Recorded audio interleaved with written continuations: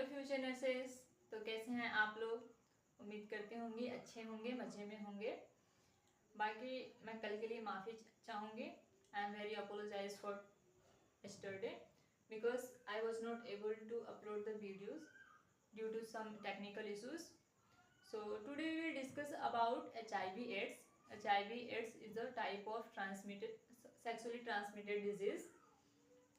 वैसे sexually transmitted disease बहुत सारे होते हैं जिसमें कि HIV/AIDS कॉमन है। तो आप लोग भी कुछ ना कुछ इसके बारे में पढ़े होंगे, जानते होंगे, सुना होगा, बट आज हम इसके बारे में डिटेल में पढ़ेंगे क्योंकि ये इम्पॉर्टेंट है। So let's begin. सबसे पहले HIV/AIDS होता क्या है, हम इन दोनों को साथ में क्यों बोलते हैं? सिर्फ एड्स या फिर सिर्फ HIV क्यों नहीं बोल सकते? कहीं लिखा भी मिलता है तो फिर दोनों साथ में लिखा रहता है, क्योंकि जो HIV है वो वायरस है और जो एड्स है वो उससे होने वाली बीमारी है। तो HIV का मतलब क्या होता है? Human immunodeficiency virus. यह एक प्रकार का वायरस है जो कि कॉज करता है एड्स, एक्वायर्ड इम्यूनोडेफिशिएंसी सिंड्रोम। अब यहाँ पे एक नया वर्ड उठ के आता है कि सिंड्रोम क्या है। तो जो सिंड्रोम होता है, syndrome is a group of disease या फिर ग्रुप ऑफ सिम्टम्स।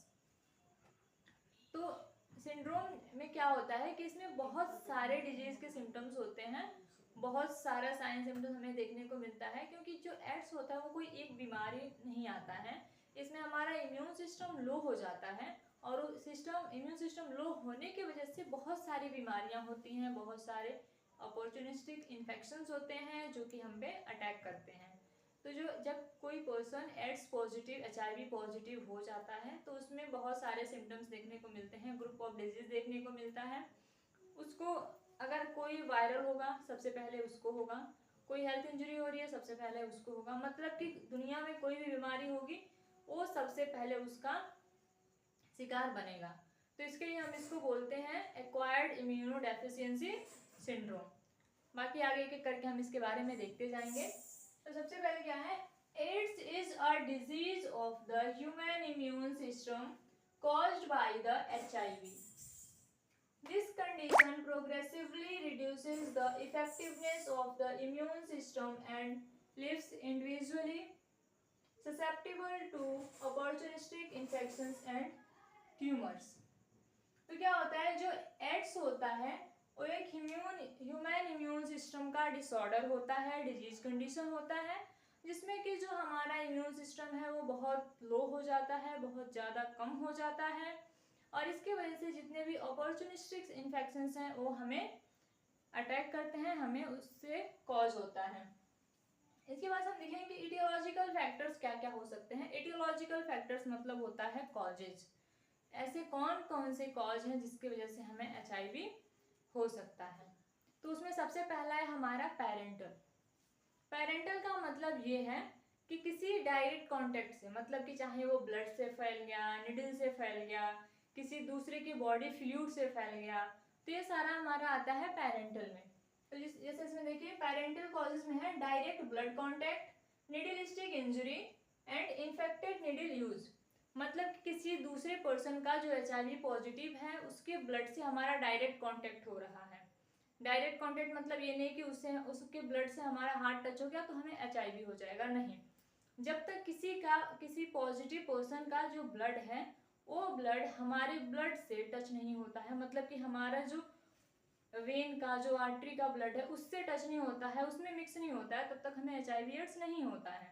तो ये direct contact with the blood का मतलब ये है कि कोई पर्सन है वो HIV पॉजिटिव है, उसका जो ब्लड है वो चाहे वो सैंपलिंग के थ्रू या फिर किसी इंजुरी के थ्रू उसका ब्लड क्या है, निकला हुआ है, हाथ कट गया, चाहे जो भी कुछ है, उसके बाद से वो ब्लड हमें टच हो। हमें टच कैसे हुआ?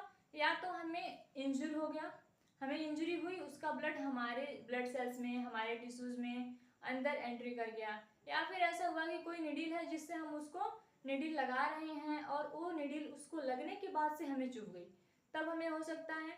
इसके बाद से कॉज हो सकता है कि कोई भी ब्लड, मतलब कि कई बार ऐसा होता है कि ब्लड ट्रांसफ्यूज होता है, तो ब्लड ट्रांसफ्यूजन में भी ये चीज़ें देखने को मिलती हैं। वैसे तो ब्लड ट्रांसफ्यूजन से पहले बहुत सारे प्रोसेस से होकर गुजरना पड़ता है, बहुत सारे लेबोरेटरी टेस्ट होते हैं, बट कई बार ऐसा होता है कि कुछ मिस्टेक्स हो जाता है, नहीं देख पाते हैं, तो इसके या फिर वो डिटेक्ट नहीं होता है, तो इन सारे केसेस में जो डायरेक्ट ब्लड का कांटेक्ट है उससे फैलता है, जिसको कि हम बोलते हैं पैरेंटल कॉज।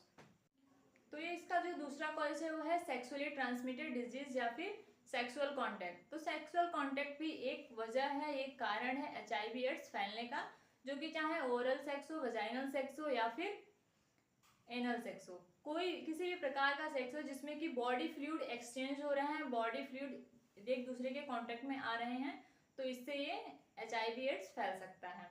जो हमारा उसके बाद जो नेक्स्ट कारण है वो क्या है, इसमें भी मेंशन नहीं है, बट वो होता है ट्रांसप्लासेंटल या फिर वर्टिकल ट्रांसमिशन। ट्रांसप्लासेंटल या फिर वर्टिकल ट्रांसमिशन का मतलब ये होता है कि ड्यूरिंग प्रेगनेंसी वो मदर से फीटस में ट्रांसफर होता है, इसलिए इसको ट्रांसप्लासेंटल या फिर ट्रांसवर्टिकल कहते हैं। ट्रांसप्लासेंटल होने का मतलब ये है कि फीटस में चाहे वो ऑक्सीजन हो, न्यूट्रिशन हो या फिर कोई डिजीज कंडीशन हो, कुछ भी अगर उसमें जाएगा तो मदर के थ्रू जाएगा, और मदर से जो रास्ता वो कैसे जाएगा, मदर से प्लासेंटा से होते हुए वो फीटस तक पहुंचेगा, इसलिए इसको क्या बोलते हैं, ट्रांसफीटल या फिर ट्रांसप्लासेंटल ट्रांसमिशन। तो प्लासेंटा के थ्रू उसमें फैल जाता है। तो ये जो वर्टिकल ट्रांसमिशन है ये मदर से फीटस में फैलता है। अगर कोई इन्फेक्टेड मदर है HIV पॉजिटिव से, अगर उसका फीटस है वो बच्चा पैदा करती है, वो कंसीव कर लेती है, तो उसके बच्चे में वो ट्रांसफर हो जाता है। नेक्स्ट हम देखेंगे कि साइन एंड सिम्टम्स, कि यदि हमें हो गया है HIV एड्स तो उसमें क्या क्या साइन एंड सिम्टम्स आएंगे। तो एकदम से सारे साइन एंड सिम्टम्स नहीं दिखते हैं, सारा सिम्टम्स ऐसा नहीं है कि हाँ कल हमारा रिपोर्ट पॉजिटिव आया और आज हमें ये सब हो गया। ये एक प्रोग्रेसिवली डिजीज है जो कि धीरे धीरे प्रोग्रेस करता है, 2 साल 4 साल 10 साल ऐसे लग जाते हैं, लेकिन उसमें कुछ ना कुछ सिम्टम्स वो दिखाता रहता है। तो अगर वो फर्स्ट स्टेज होगा, HIV पॉजिटिव अगर पर्सन है जो फर्स्ट स्टेज होगा, उसमें उसको क्या देखने को मिलेगा, फीवर, माइल्जिया, हेडेक, लिम्फेडेनोपैथी। फीवर तो जनरली क्योंकि ये वायरल है, इसमें वायरस का एंट्री होता है, तो वायरस की वजह से उसमें फीवर होगा। माइल्जिया मतलब होता है बॉडी एक मसल्स पेन, मसल पेन होगा जिसको हम माइल्जिया बोलेंगे। इसके साथ है हेडेक होगा, सीवियर वाला हेडेक होगा। लिम्फेडेनोपैथी मतलब कि जो लिम्फ नोड्स होते हैं वो स्वेल हो जाते हैं, फूल जाते हैं, ठीक है। नेक्स्ट है सेकेंड स्टेज। सेकेंड स्टेज में क्या हो सकता है, सबसे सेकेंड स्टेज जब आएगा तो सबसे पहले तो पेशेंट को कोई सिम्टम्स ही नहीं दिखेगा, पेशेंट एसिम्टोमेटिक हो जाएगा। अगर फर्स्ट स्टेज क्रॉस किया तो कुछ टाइम के लिए वो एसिम्टोमेटिक हो जाएगा, कोई भी सिम्टम्स नहीं दिखेगा।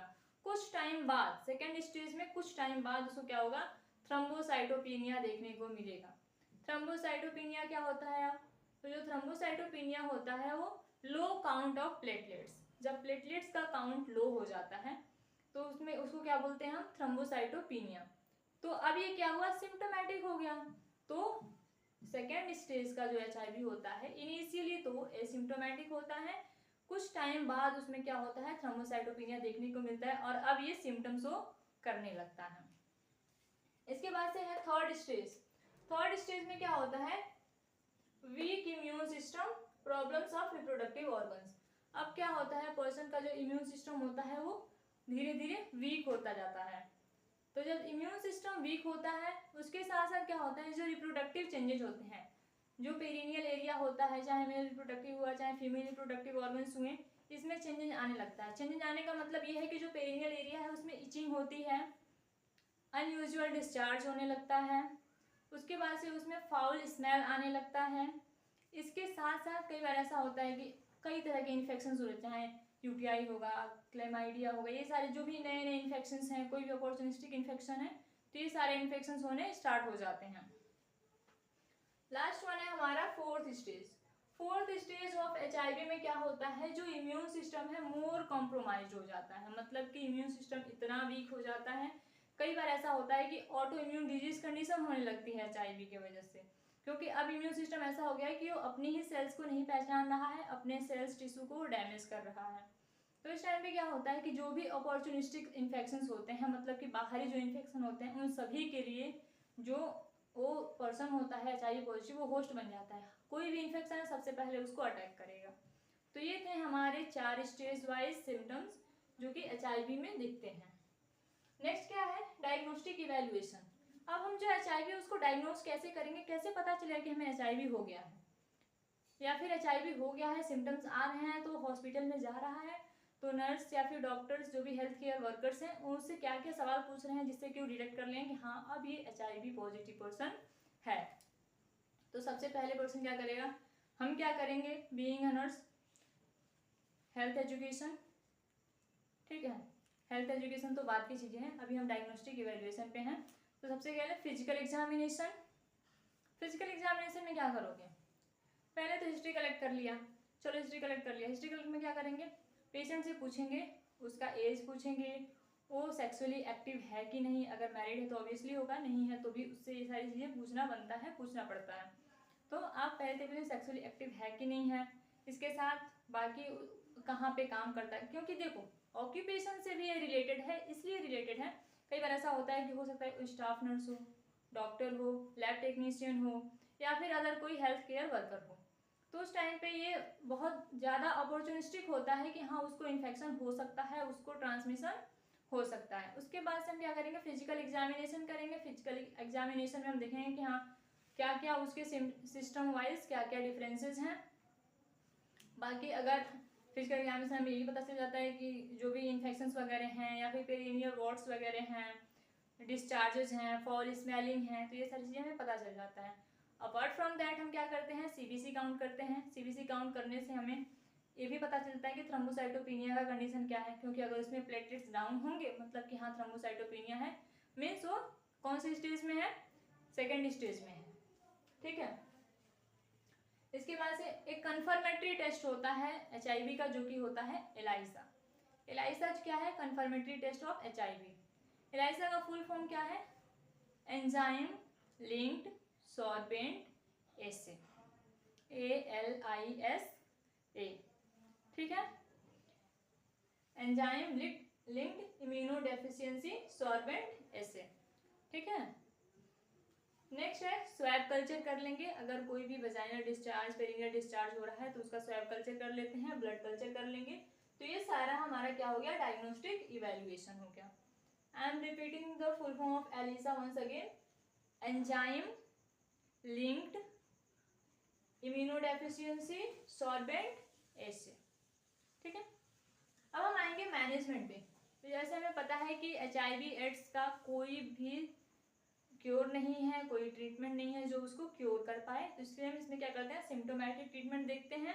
इसके अलावा इसके साथ हम क्या करते हैं, एंटी रिट्रोवायरल थेरेपी देते हैं। एंटी रिट्रोवायरल थेरेपी देते हैं कि सिस्टम वाइज सिम्टोमेटिक उसको क्या करते हैं, कहीं ना कहीं उसको रोकने की कोशिश करते हैं, क्योंकि ट्रीटमेंट देके हम उसका लाइफ स्पान बढ़ाते हैं, वो ट्रीट नहीं होता है। तो एंटी रिट्रोवायरल थेरेपी में अलग अलग एजेंट्स हैं जो हम देखेंगे। सबसे पहले आता है एंट्री इनहिबिटर्स। जो एंट्री इनहिबिटर्स के लिए हम देते हैं, जो एंट्री इनहिबिटर्स हमारे पास एंटी रिट्रोवायरल एजेंट्स हैं, वो क्या करते हैं कि जो HIV है उसको ब्लॉक कर देते हैं। ब्लॉक कैसे करेंगे, ताकि वो CD4 सेल्स में एंट्री ही ना हो, तो उसके एंट्री को ही ब्लॉक कर देते हैं। और इसका जो एग्जाम्पल होता है, जो एजेंट यूज करते हैं वो है इन्फोवायरेटाइड। इन्फोवायरेटाइड जो एजेंट है वो हम यूज करते हैं एंट्री इनहिबिटर में। नेक्स्ट है nucleotide reverse transcriptase inhibitor. Nucleotide reverse transcriptase inhibitor, इसमें क्या होता है कि जो HIV के जो भी न्यूक्लियोटाइड्स हैं, जो भी DNA फॉर्मेशन होता है, वो अपने जैसी और सारी कॉपी ना बनाए या फिर जो है वो दूसरे सेल्स में एंटर ना करे, इसके लिए ये इनहिबिटर यूज करते हैं। इसके जो एग्जाम्पल हैं वो है लेमिवुडीन। लेमिवुडीन यूज करते हैं, ये एंटी रिट्रोवायरल एजेंट्स हैं जो कि हम यूज करते हैं न्यूक्लियोटाइड रिवर्स ट्रांसक्रिप्टेज इनहिबिटर में। नेक्स्ट है प्रोटीएज इनहिबिटर्स। प्रोटीएज इनहिबिटर्स मतलब कि ये भी एक प्रकार का एंजाइम है। ये क्या करता है, ये वो एंजाइम है जो कि HIV वायरस इसको यूज करके अपनी नई नई कॉपी बनाता है और सारे सेल्स की तरफ भेजता है ताकि उसको डैमेज करे। तो जब ये प्रोटीएज इनहिबिटर हम यूज करते हैं तो क्या करता है, वो उसके प्रोसेस को रोक देता है और फिर जो उसकी कॉपीज है दूसरे DNA तक या फिर दूसरे CD4 सेल तक नहीं पहुंच पाते हैं। तो इसका जो एग्जाम्पल वो क्या है, रिटोनावीर। रिटोनावीर हम यूज करते हैं प्रोटीएज इनहिबिटर में। ये क्या है, एक प्रकार का एंटी रिट्रोवायरल एजेंट है। नेक्स्ट है इंटीग्रेज इनहिबिटर। इंटीग्रेज इनहिबिटर क्या है? इंटीग्रेज इनहिबिटर जो है वो एचआईवी का जो वायरस है या फिर जो एचआईवी है वो CD4 के जो नए नए CD4 सेल्स होते हैं उन सब तक पहुंचता है और उन सब में अपना डीएनए मटेरियल छोड़ देता है। तो इसके लिए उसको इनहिबिट करता है ताकि उसकी मूवमेंट ना हो, उसका यूज ना हो। और ये इंटीग्रेज भी एक प्रकार का एंजाइम है जो कि एचआईवी वायरस इसका यूज करता है। इसमें जो एजेंट हम यूज करते हैं वो एजेंट है रैल्टिग्रावीर। रैल्टिग्रावीर हम यूज करते हैं इंटीग्रेज इनहिबिटर्स में, जो कि एक प्रकार का एंटी रिट्रोवायरल एजेंट है। तो ये सारी चीजें हैं जो कि हम यूज करते हैं एज अ मैनेजमेंट, क्योंकि ये मैनेजमेंट हम यूज करेंगे किसमें? एचआईवी एड्स को रोकथाम के लिए। ठीक है, तो आज हमने देखा कि एचआईवी में एचआईवी क्या है, वो जो कॉज करता है, जो डिजीज कंडीशन होता है पर्सन में वो कौन सा है? एड्स को कॉज करता है। इसके साथ ये एक सेक्सुअली ट्रांसमिटेड डिजीज का पार्ट है जो कि मोस्ट कॉमन है आजकल के यंगस्टर में या फिर जो भी पर्सन है। नेक्स्ट इसके बाद हमने देखा कि इसमें क्या क्या इटियोलॉजिकल फैक्टर हैं, कैसे कैसे फैल सकता है। इसके बाद हमने देखा कि इसके साइन एंड सिम्टम्स क्या क्या हैं, जो कि साइन एंड सिम्टम्स इसका कभी भी एक साथ नहीं आता है, तो स्टेजेस वाइज अलग अलग साइन एंड सिम्टम्स आते हैं। इसके बाद से हमने देखा कि डायग्नोस्टिक इवैल्यूएशंस क्या हैं। डायग्नोस्टिक इवैल्यूएशंस के बाद से हमने इसका मैनेजमेंट देखा। मैनेजमेंट के बाद से बीइंग और नर्स हमें पता है कि हमारा कुछ नर्सिंग रोल, नर्सिंग रिस्पॉन्सिबिलिटीज भी होती हैं। तो एज ए नर्स हम क्या करेंगे कि उनको साइकोलॉजिकल सपोर्ट देंगे, उनको समझाएंगे, उनको बताएंगे, उनको काउंसिल करेंगे। और इसके साथ हमें पता है कि उनका इम्यून सिस्टम बहुत ज़्यादा डाउन हो गया है, तो हम उनको हेल्थ एजुकेशन देंगे, उनको एजुकेट करेंगे कि वो अपने आप को हेल्थ प्रमोट करके कैसे बाहरी अपॉर्चुनिस्टिक इन्फेक्शन से बच सकते हैं। इसके साथ साथ हम उन्हें हेल्थ एजुकेशन दे सकते हैं कि वो खुद से कैसे दूसरे पर्सन को प्रिवेंट करेंगे, दूसरे पर्सन को बचाएंगे, अपने पार्टनर को बचाएंगे, ताकि उनका क्या है उसका ट्रांसमिशन नहीं हो। इसके साथ साथ अगर वो न्यूली मैरिड कपल हैं या फिर एलिजिबल कपल हैं तो उनको, एलिजिबल कपल क्या होता है? तो एलिजिबल कपल होते हैं कि जो कपल्स हैं वो मैरिड हैं, उसके बाद से उनका जो अभी रिप्रोडक्टिव एज है वो अपने रिप्रोडक्टिव एज में है, वो आगे कंसीव कर सकते हैं, वो ऐसे एज में है कि अगर वो सेक्सुअल इंटरकोर्स करें तो वो चाहें तो वो बच्चा कंसीव कर सकते हैं, बच्चे को डिलीवर कर सकते हैं। तो ऐसे जो कपल्स हैं उनको हम एजुकेट करते हैं कि अगर आप सोच रहे हैं कि कंसीव करना है या फिर अपना फैमिली प्लानिंग करना है, तो उससे पहले आपको प्री कंसेप्चुअल काउंसलिंग लेना चाहिए कि इसके क्या क्या कॉन्सिक्वेंसेस हो सकते हैं या फिर बच्चे में ट्रांसफ़र हो सकता है। तो ये सारी चीज़ें जो है हम बीइंग नर्स हमारी नर्सिंग रिस्पॉन्सिबिलिटी बन जाती है, नर्सिंग रोल होता है जो कि हमें उस पेशेंट के साथ ये परफॉर्म करना है। तो आज के लिए इतना जो हमने पढ़ा, आप उसको जाइए पढ़िए, कोई डाउट हो तो कमेंट सेक्शन में बताइए। बाकी देखते रहो, पढ़ते रहो, और वही लाइक शेयर एंड सब्सक्राइब है कि आप लोगों के भी एग्जामिनेशन आ रहे हैं, तो एग्जामिनेशन के पर्पज से अगर कोई भी डाउट हो, किसी टॉपिक पे वीडियो चाहिए तो आप लोग कमेंट सेक्शन में बता दीजिए, मैं कोशिश करें कि उस पर क्लास अरेंज कर दूँ और आपको नोट्स प्रोवाइड कर दूँ। बाकी बेल आइकन को भी प्रेस कर लो ताकि कोई भी वीडियो डालूँ तो आपको सबसे पहले मिल जाए या फिर उस पर आप लोग पढ़ सको, उसका लाभ ले सको। ठीक है, okay, have a good day, thank you.